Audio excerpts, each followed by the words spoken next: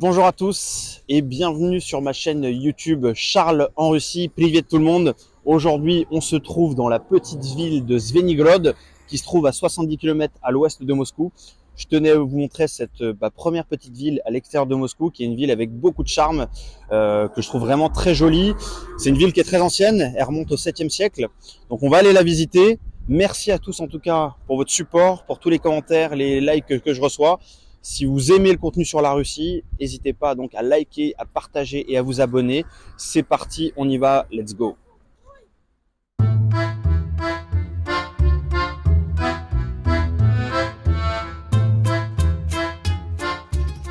Alors aujourd'hui, on se trouve à Zvenigorod, qui est donc une petite ville à 70 km de Moscou. C'est une petite ville qu'on appelle la Petite Suisse. C'est une ville qui est très ancienne, qui date du 7e siècle et qui a gardé vraiment un charme. Beaucoup de Russes aiment bien venir ici, passer le week-end, qui ont des maisons de campagne. Je vais vous montrer, c'est vraiment magnifique. Zvenigorod, ça veut dire... Zveni, c'est sonner les cloches, et Gorod, c'est une ville. Donc c'est la ville qui sonne les cloches. Ça s'appelle comme ça parce que c'est une ville qui est importante au niveau de la religion. Il y a beaucoup d'églises et surtout un très grand monastère qu'on va aller visiter juste après. Je vous montre un peu à quoi ça ressemble. Là, c'est une boulangerie qui fait café. C'est très très bon.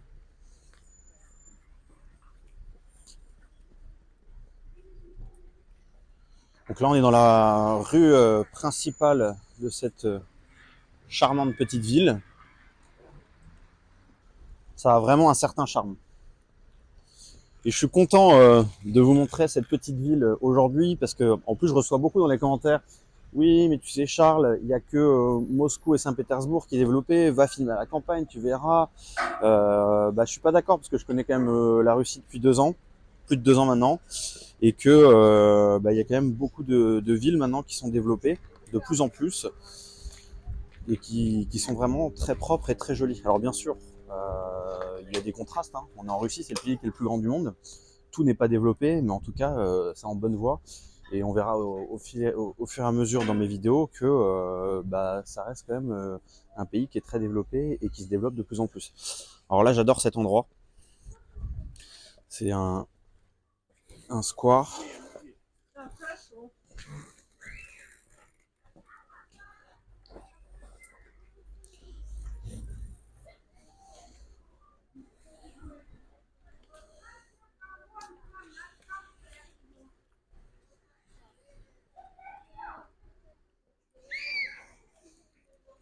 Avec des souvenirs.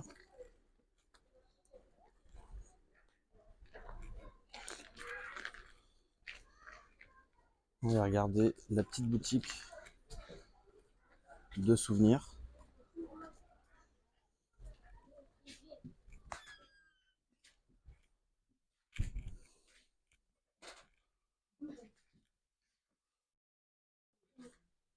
Avec les poupées russes.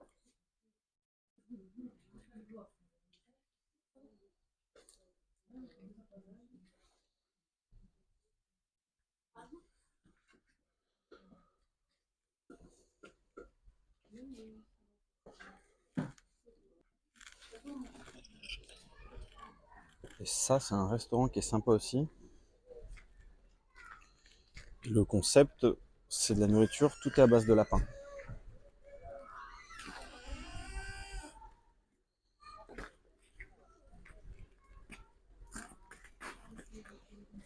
Le menu.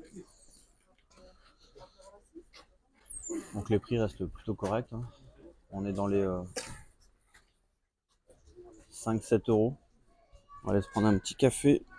Ils font aussi du fromage ici. Ah, regardez. Ça là, je tiens.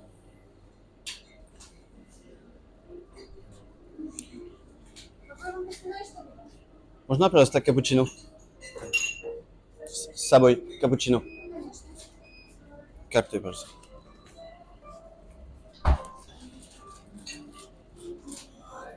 Большой, маленький. Большой. Что-либо еще? Нет, спасибо. 270.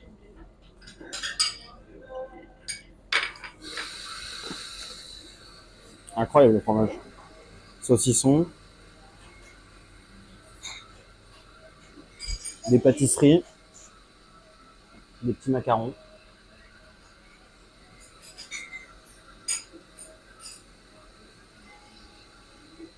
J'ai mon petit café. Je vais vous montrer ce magasin aussi. Ça s'appelle Lavanda. Tout est fait à base de lavande. On va regarder.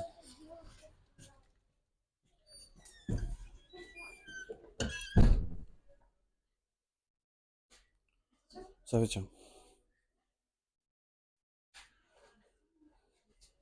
Pas que souvenir.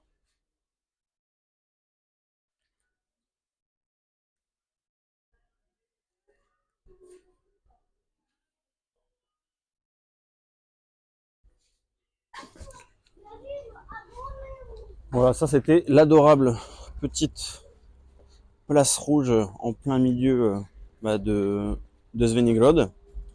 Donc, comme vous avez vu, hein, il y a plein de petits cafés, des magazines shop avec des souvenirs, etc. Donc là, on retourne dans l'allée principale. On a vraiment de la chance avec le temps aujourd'hui. La neige fond. Il y a plein de concepts de restaurants qui ouvrent très régulièrement. Ça, c'est nouveau. Et ils font du pain et pas mal de croissants, etc. Et voilà à quoi la ville ressemble et son centre.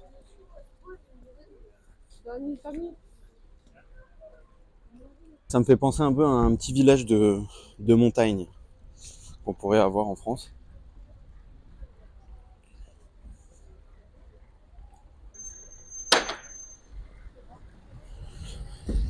Et il y a quand même du monde aujourd'hui, vu qu'on est dimanche cette fois-ci.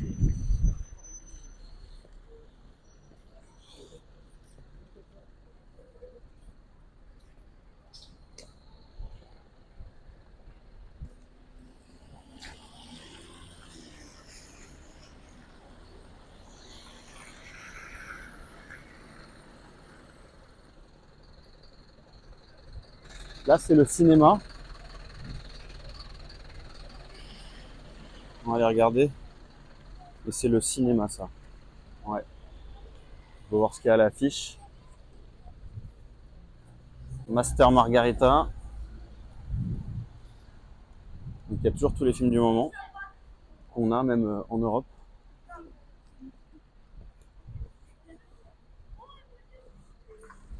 Ça, c'est le centre médical.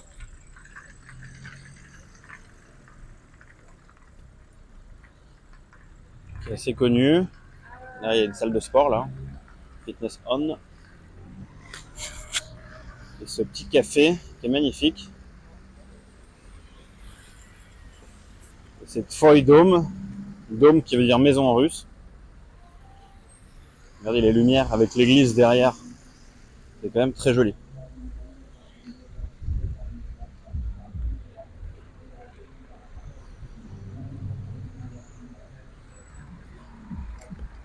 Ça, c'est le petit café qui est magnifique, donc, avec l'église qui super derrière. Ça, c'est le charme de l'ancien, bon, qui est rénové, hein, mais les maisons russes, avec l'église juste derrière.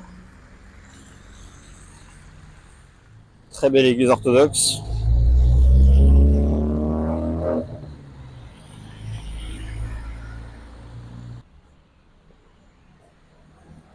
Magasin de pêche, de souvenirs.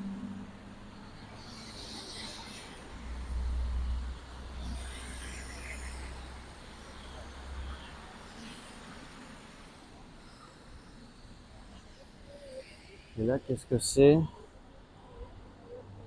Tobacco shop, magazine, café à emporter. Ah, là, il y a des chachliks. Ça, c'est spécialité russe. C'est de la viande qui est grillée au barbecue, qui se mange de différentes manières. Moi, ça a l'air très nouveau. C'est pas encore ouvert ici. Donc, ça construit des nouveaux concepts qui arrivent.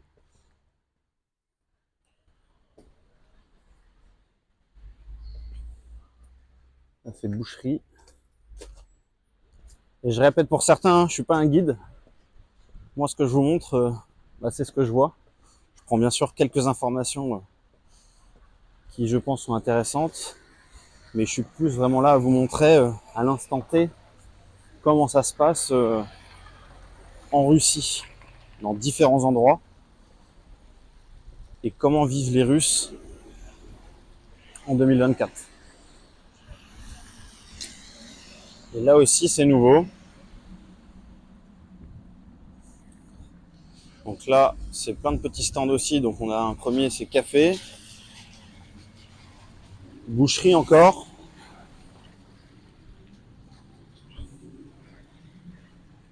Et ils font aussi des pizzas. Et le dernier, c'est sympa, ça s'appelle Kayak. Et en fait, c'est une famille qui a créé ça. Pourquoi ça s'appelle Kayak? Parce que le mari, lui, propose des sessions de canoë-kayak sur la Moskva, qui n'est pas loin, l'été. Et c'est sa femme qui cuisine. Donc c'est un petit resto familial qui est très sympa. À l'entrée des magasins, il y a toujours des machines à café, des machines à presser les oranges. Voilà, donc je propose qu'on regarde un peu les prix dans un magasin qui se trouve à 70 km de Moscou, pour faire un peu des comparatifs, parce que vous êtes beaucoup à m'avoir demandé quels étaient les prix, et j'étais pas allé en détail sur les prix dans les magasins. On va essayer de voir des comparatifs avec des produits qu'on connaît. Donc ça, c'est pour les enfants au-dessus. Du saumon. Donc là, on est à petit paquet là 500 roubles, donc ça reste quand même cher. C'est à peu près 5 euros. Tiens, du beurre. Donc il y en a différentes sortes. On peut avoir 43 roubles, ce qui fait à peu près 50 centimes pour le paquet de beurre. Mais on a aussi du beurre qui a 2,30 €. Ça va dépendre donc de la qualité. Moi en général je prends celui-là, donc il est à peu près à 2 euros. Je sais plus exactement combien ça vaut en France. Là on a du parmesan. Il est à 299 roubles, ce qui fait donc 3 euros. Ils ont aussi donc toute une partie pain avec des croissants. Des croissants à 25 roubles, ça fait 25 centimes dans les magasins. On arrive sur la partie lait. Alors pour le lait, donc ça c'est le lait, il me semble, d'avoine. On est à 1 euro, un peu plus. La bouteille de lait classique, on a 90 centimes. Et on peut trouver du lait à 50 centimes aussi. Là c'est tous les yaourts, il y a même Activia qui est là. Qui font même Activia, des produits qu'on n'a pas chez nous. Puisque les Russes aiment beaucoup tout ce qui est yaourt, tout ce qui est à base de lait fermenté. Là, on va voir un vrai élément comparatif, le paquet de pâtes. Qu'est-ce qu'on a comme pâtes? On a un paquet classique là, donc on est à 63 roubles, ça fait 60 centimes. Ça, 69 centimes à peu près, hein, avec la conversion. Pour le riz, on est donc à 1,19 €.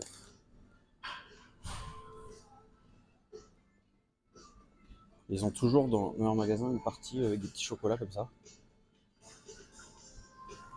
L'huile de tournesol, 1,20 €. Et par contre, tout ce qui est huile d'olive, c'est beaucoup plus cher. On est à 5 euros la bouteille, voire plus, 5 à 7 euros la bouteille d'huile d'olive. Ça, c'est un produit qui est cher. Les œufs, on est à 1,10 €, 1,20 €. Ça, c'est des nouveaux Coca-Cola russes qui ont débarqué.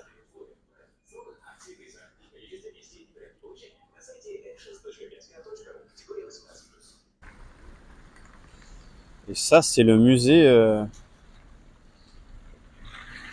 de l'URSS. Et c'est marrant parce que moi, en France, quand j'étais en France, j'ai appris qu'il l'URSS, c'était un moment qui était très difficile pour les Russes d'une manière générale. Et je suis assez surpris depuis que je suis en Russie, des personnes que je rencontre qui ont vécu ce système et qui ont globalement tous la nostalgie de cette époque. Peut-être que c'est à cause de parce qu'ils étaient jeunes ou je ne sais pas, mais il n'y en a pas un qui m'a dit que c'était une mauvaise expérience et qui, dans l'ensemble, était heureux à cette époque-là. Et c'est vrai que c'est complètement à l'opposé de ce que on apprend nous quand on est en France dans nos livres d'histoire. Et quand on est sur le terrain et qu'on parle avec des personnes qui ont vécu cette époque-là, et c'était pas si difficile que ça, que ce qu'on peut l'entendre. Et ils ont même donc la nostalgie de cette époque. Donc c'est assez intéressant de voir que c'est pas les mêmes ressentis quand les Russes en parlent que quand on l'entend nous dans nos livres d'histoire. Voilà.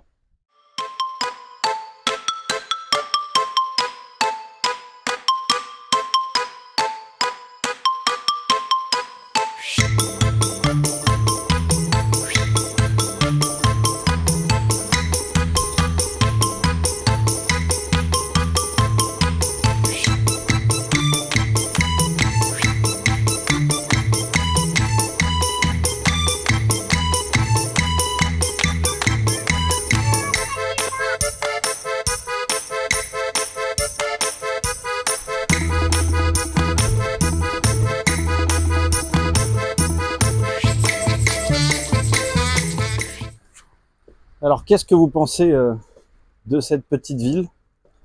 Dites-moi dans les commentaires. Ce charme de maison, regardez, en bois sculpté. Moi je trouve ça juste magnifique. Et il y a quand même plein de petites villes, plein de petits villages qui ressemblent donc à ce style, avec des couleurs un peu différentes, des sculptures différentes. C'est très propre, il n'y a rien à dire. C'est safe, sécurisé. Et on se sent bien de se promener, c'est très agréable le week-end d'être en dehors de Moscou avec le monde qu'il y a dans Moscou et de se retrouver dans ce type de petite ville. Regardez la maison en face là aussi, j'adore.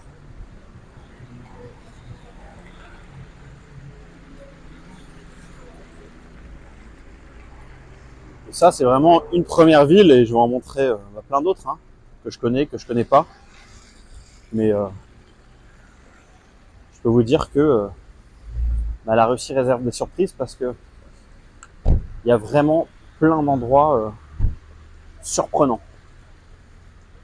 Et on va aller voir tout ça.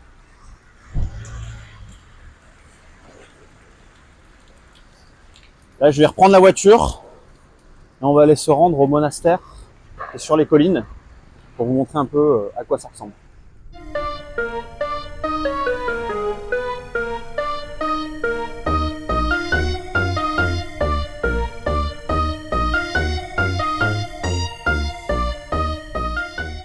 Donc là, ça y est, on est arrivé dans l'enceinte du monastère, donc un monastère très connu. Des gens de toute la Russie viennent le visiter. Le territoire est très grand. On ne pourra pas tout voir. Donc ce monastère, il a été créé en 1398 sur le mont Storotsi. C'est un moine qui s'appelait Sava qui a fondé donc ce monastère qui s'appelle Savino Storozevski. Et il a été honoré par la suite par des nombreux souverains comme la dynastie des Romanov, comme il y avait Catherine la Grande, Nicolas Ier et Alexandre II.